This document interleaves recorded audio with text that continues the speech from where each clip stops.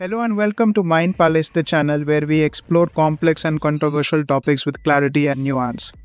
In this video, we will try to answer some of the most common questions about the Israel-Palestine conflict, one of the longest and most intractable conflicts in modern history. Before we begin, please make sure to subscribe to our channel and hit the bell icon to get notified of our latest videos.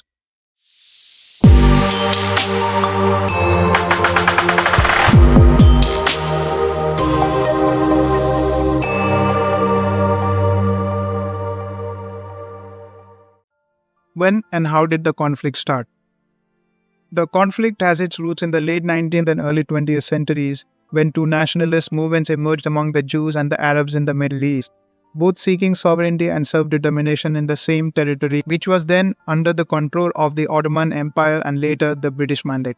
The Jews, who faced persecution and discrimination in Europe and elsewhere, revived the ancient idea of Zionism, or the return to their ancestral homeland in Palestine, which they considered to be the land of Israel in their religious tradition. The Arabs, who had lived in Palestine for centuries, developed their own sense of national identity and political aspirations and resisted the influx of Jewish immigrants and the establishment of a Jewish state. The conflict escalated after the end of World War II and the Holocaust, when the international community, led by the United Nations, decided to partition Palestine into two states, one Jewish and one Arab, in 1947. The Jewish leaders accepted the plan, but the Arab leaders rejected it, and a war broke out between the newly declared State of Israel and its Arab neighbors, who invaded to prevent its creation. The war ended in 1949 with armistice agreements that left Israel in control of more territory than it was allotted by the UN and displaced hundreds of thousands of Palestinians, who became refugees in neighboring countries or within Israel itself. The Palestinians call this event the Nakba, or the catastrophe, and consider it the beginning of their dispossession and oppression. What are the main causes and issues of the conflict? The conflict is driven by several interrelated factors, such as the competing claims to the same land based on historical, religious, and legal arguments, and the lack of a mutually agreed border between Israel and Palestine. The status of Jerusalem, a city that is sacred to Jews, Muslims, and Christians, and that both sides claim as their capital. Israel annexed East Jerusalem, which was captured from Jordan in 1967, and considers the whole city as its undivided and eternal capital. The Palestinians want East Jerusalem to be the capital of their future state, and reject any Israeli sovereignty over it. The international community does not recognize Israel's annexation and considers Jerusalem as a final status issue that should be resolved through negotiations.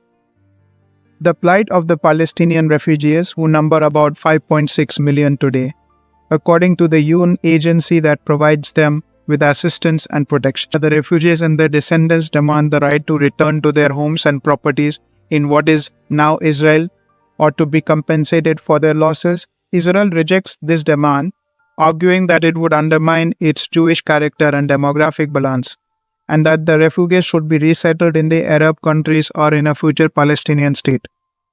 The Israeli settlements in the occupied Palestinian territories, which are considered illegal by most of the international community and a major obstacle to peace. Since 1967, Israel has built and expanded hundreds of settlements in the West Bank, including East Jerusalem and the Gaza Strip, where more than 600,000 Israeli settlers live today. The settlements are seen by the Palestinians as a violation of their rights and a colonization of their land, and by the Israelis as a security necessity and a fulfillment of their biblical and historical connection to the land. The security and human rights situation, which is characterized by violence, oppression, and violations of international law by both sides. Israel faces constant threats from Palestinian militant groups such as Hamas and Islamic Jihad, who reject its existence and launch rockets and other attacks against its civilians and military targets. Israel responds with military operations and measures that often cause civilian casualties and damage to infrastructure in the Palestinian territories. Israel also maintains a blockade on the Gaza Strip, which it says is necessary to prevent the smuggling of weapons and materials that could be used for terrorism, but which has severe humanitarian and economic consequences for the 2 million Palestinians living there. The Palestinians face daily hardships and restrictions under the Israeli occupation, such as checkpoints, roadblocks, demolitions, arrests, detentions, and human rights abuses. The Palestinians also suffer from internal divisions and political failures, as their leaderships in the West Bank and Gaza are unable to reconcile and hold democratic elections. Who are the main actors and stakeholders involved in the conflict? The conflict involves several actors and stakeholders, both internal and external, who have different interests, agendas, and roles. Some of the main ones: Israel, the Jewish state that was established in 1948 and that seeks to maintain its security, sovereignty, and identity in the region. Its current government, led by Prime Minister Benjamin Netanyahu, is a coalition of right-wing and religious parties that oppose the creation of a Palestinian state and support the expansion of the settlements. Israel has a strong military, a vibrant democracy, and a close alliance with the United States. Palestine, the Arab state that is recognized by most of the world but that has not yet achieved full independence and sovereignty. Its current leadership, headed by President Mahmoud Abbas, is based in the West Bank and claims to represent all Palestinians. It supports a two-state solution based on the 1967 borders and the resolution of the core issues of the conflict.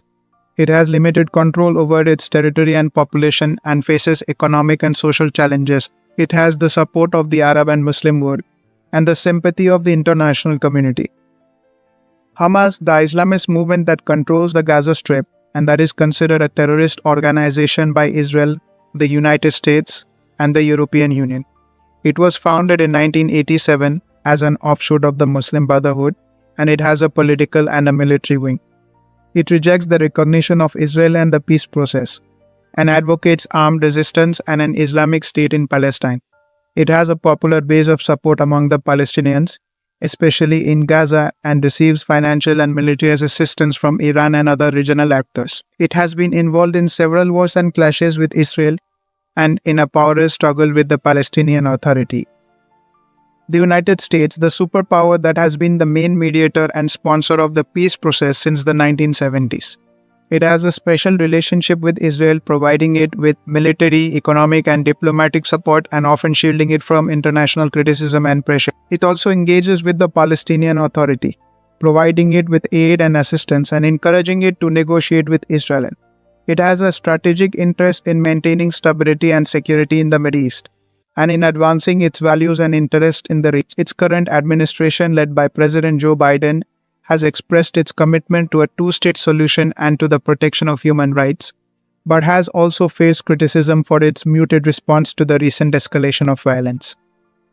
The United Nations, the international organization that has been involved in the conflict since its inception. It has adopted several resolutions and initiatives to address the conflict, such as the 1947 Partition Plan, the 1967 Security Council Resolution 242, the 2002 Roadmap, and the 2016 Security Council Resolution 2334. It also provides humanitarian and development assistance to the Palestinians, mainly through its agency UNRWA, which serves the refugees. It has a special coordinator for the Middle East peace process who reports to the Secretary General and the Security Council. It has a moral authority and a global legitimacy, but also faces limitations and challenges in its effectiveness and influence. How can the conflict be resolved or managed? The conflict has proven to be extremely difficult to resolve or manage. Despite numerous attempts and efforts by various parties and actors over the decades, the main framework for resolving the conflict has been the two-state solution, which envisages the creation of an independent and viable Palestinian state alongside Israel, with agreed borders and arrangements on the core issues of the conflict.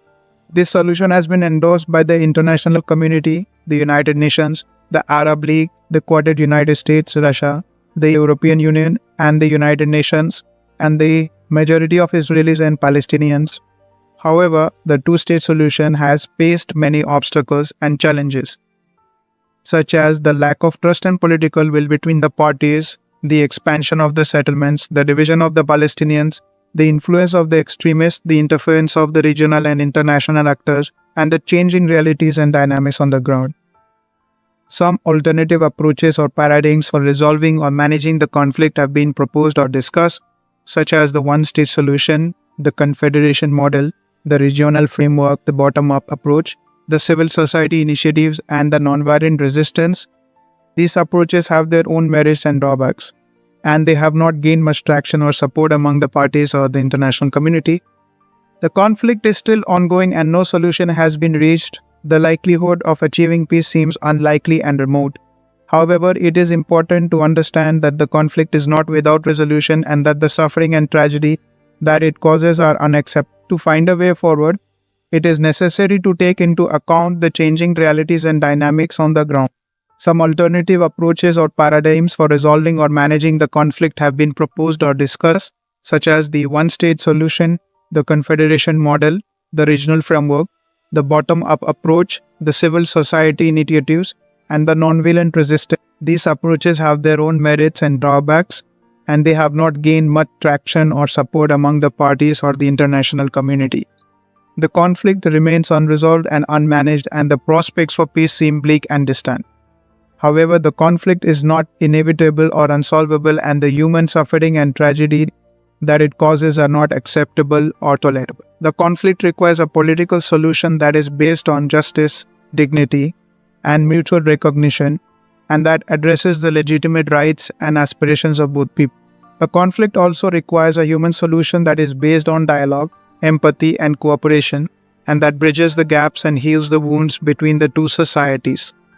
The conflict demands a moral solution that is based on respect, compassion, and nonviolence, and that rejects the cycle of hatred and violence that has plagued the region for too long. The conflict challenges us all to think critically and creatively, to listen carefully and respectfully, to speak honestly and constructively, and to act responsibly and courageously. The conflict invites us all to be part of the solution, not part of the problem, and to contribute to the cause of peace, not to the continuation of war. The conflict urges us all to remember that we are all human beings who share the same planet, the same hopes, and the same dreams. Thank you for watching this video, and I hope you learned something new and useful. If you liked this video, please give it a thumbs up and share it with your friends. If you have any questions or comments, please leave them below and I will try to answer them. And if you want to see more videos like this, please subscribe to our channel and hit the bell icon to get notified of our latest videos. This is Niloy, signing off.